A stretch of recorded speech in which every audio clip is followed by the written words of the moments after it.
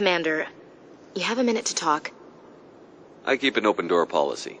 If you have any concerns, lay them on me. All right. I know things are different aboard the Normandy, but I'm concerned about the aliens, Vakarian and Rex. With all due respect, Commander, should they have full access to the ship? They may not serve the Alliance, Chief, but they're allies. At least as far as Saren goes. This is the most advanced ship in the Alliance Navy. I don't think we should give them free rein to poke around the vital systems. Engines, sensors, weapons. You don't trust the Alliance's allies? I'm not sure I'd call the Council races allies. We, humanity, have to learn to rely on ourselves. Standing up for ourselves doesn't mean standing alone. I don't think we should turn down allies. I just think we shouldn't bet everything on them staying allies. As noble as the Council members seem now, if their backs are against the wall, they'll abandon us. I don't see that as inevitable. Look, if you're fighting a bear and the only way for you to survive is to sick your dog on it and run, you'll do it. As much as you love your dog, it isn't human. It's not racism, not really. Members of their species will always be more important to them than humans are. These seem like deeply held beliefs, Williams. What made you think this way? My family's defended the Alliance since it was founded. My father, grandfather, great-grandmother, they all picked up a rifle and swore the oath of service. I guess we just tend to think of Earth's interests as our own. All right. I can see where your concerns are coming from, Williams. But this is a multilateral mission. You're going to have to work with aliens, like it or not. It won't be a problem, Commander. You say jump, I say how high. You tell me to kiss a Turian, I'll ask which cheek. Would you kiss anyone I ordered you to? That depends, sir. If you ordered me to kiss a superior officer, that would be a violation of the regs concerning fraternization. That would make it an illegal order.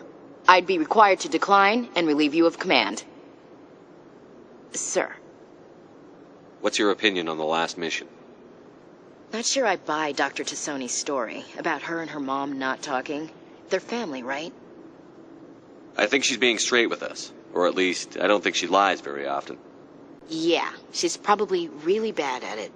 Hey, want me to ask her about her sex life? Might be illuminating. That's between you and her.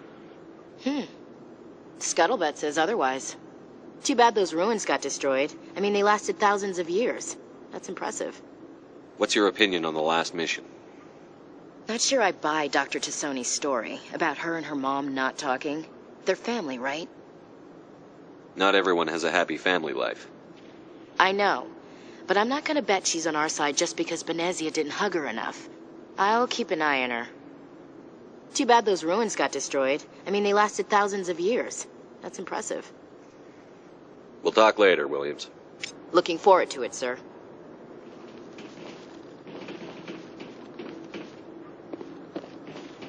Commander, nice work out there. I knew working with a Spectre would be better than life at CSEC. Have you worked with a Spectre before? Well, no, but I know what they're like. Spectres make their own rules. You're free to handle things your way. At CSEC, you're buried by rules. The damn bureaucrats are always on your back. For the most part, the rules are there for a reason. Maybe. But sometimes it feels like the rules are only there to stop me from doing my work. If I'm trying to take down a suspect, it shouldn't matter how I do it, as long as I do it. But CSEC wants it done their way. Protocol and procedure come first. That's why I left. So you just quit because you didn't like the way they do things? There's more to it than that. It didn't start out bad, but as I rose in ranks, I got saddled with more and more red tape. CSEC's handling of Saren was typical. I just couldn't take it anymore. I hate leaving. I hope you made the right choice.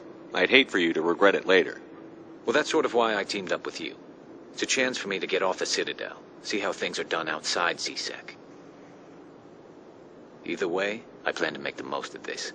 And without CSEC headquarters looking over my shoulder, well, maybe I can get the job done my way for a change. If getting the job done means endangering innocent people, then no. We get the job done right, not fast. Got it? I wasn't trying to. I understand, Commander.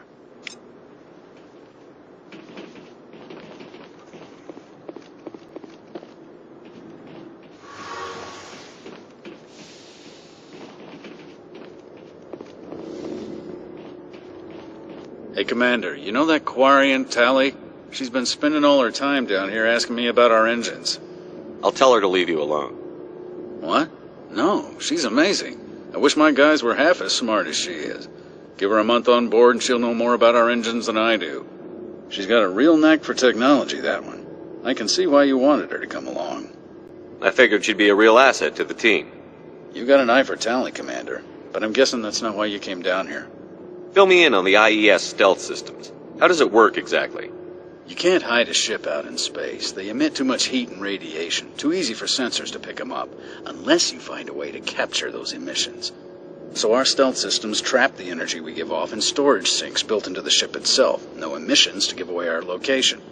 Eventually the sinks have to be vented. More than a few hours silent running and they overheat. Cook us inside our own hull.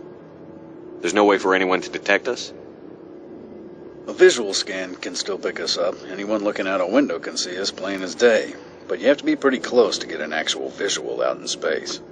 Most vessels rely on scanners. As long as the stealth systems are engaged, they can't see us. Not unless we accelerate to FTL speeds. Why doesn't it work with faster-than-light travel? Cranking up to FTL blue shifts our emissions, pushes them into frequencies too high to capture in the sinks. As soon as we make the jump, it's like setting off a flare. Sensors can pick up our location whenever we enter or exit FTL flight, but for short-range missions, our stealth systems are amazing, and we've got the only one. Where else have you served, Adams? If you name a class of Alliance ship, I've probably served on it. Everything from dreadnoughts and carriers right down to frigates like the Normandy. My last assignment was on the Tokyo, only a cruiser, but she was a good ship. Couldn't hold a candle to the Normandy, though. I want to know more about the Normandy. She's the best ship I've ever served on, probably the fastest vessel ever designed, and she's the only one using the new Tantalus drive core. What's so special about the Tantalus drive core? Proportionally, it's about twice the size of any other vessel. Not only are we faster, but we can run at FTL speeds longer before we have to discharge the core. Carry on, Adams. Aye, aye, Commander. Your ship's amazing, Shepard. I've never seen a drive core like this before. I can't believe you were able to fit it into a ship this small. I'm starting to understand why you humans have been so successful. I had no idea Alliance vessels were so advanced. The Normandy's a prototype. Cutting-edge technology. A month ago, I was patching a makeshift fuel line into a converted tug ship in the flotilla. Now, I'm sitting on board one of the most advanced vessels in Citadel space. I have to thank you again for bringing me along. Traveling on a vessel like this is a dream come true for me. I had no idea you found ship technology so interesting. It comes with being a Quarian. The migrant fleet is the key to the survival of my people. Ships are our most valuable resource. But we don't have anything like this. We make do with cast-offs and second-hand equipment. We just try to keep them running for as long as we can. Some of the fleet's larger vessels date all the way back to our original flight from the Geth. I can't believe your fleet's still using ships that are 3 centuries old. They're constantly being repaired, modified, and refitted. They aren't pretty, but they work, mostly. We've tried to make ourselves as independent as possible on the flotilla, grow our own food, mine, and process our own fuel. But some things we just can't make on our own. A patch to maintain the hull integrity requires raw materials we just don't have. That's why our pilgrimages are so important. Tell me about your people. Our lives aren't easy. Resources are scarce, and we are constantly on the move. Everything we do must in some way contribute to the continuation of the migrant fleet. There are 17 million Quarians in the flotilla, and each of us relies on the others for survival. The bonds among my people are strong. Unfortunately, we have had to surrender many of the freedoms and civil liberties other species take for granted.